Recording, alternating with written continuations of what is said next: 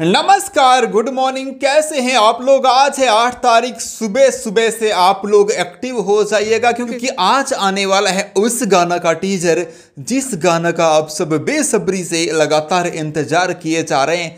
चुम्मा चुम्मा गाना। हाँ, बॉलीवुड का रीमेक किया है, भोजपुरी में गाना गाया है खेसारी लाल यादव जी ने। मतलब उस मूवी का गाना था जिसमें अमिताभ बच्चन जी ने काम किया था। उस गाना में अमिताभ बच्चन जी ने एक्टिंग किया था। उस गाना का भोजपुरी में रीमेक खेसारी लाल यादव जी ने कर दिया है, जैसे परदेसिया गाना का किया था।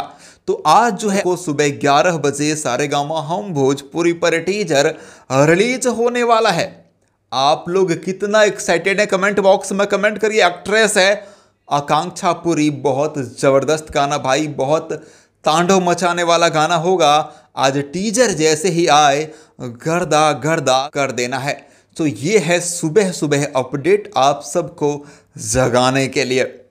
सो मैं महेश पांडे, आप लोग देख रहे थे भोजीवुड एंटरटेनमेंट। चुम्मा चुम्मा का टीजर आज 8 तारीख को आ रहा है 11 बजे सारेगामा हम भोजपुरी पर।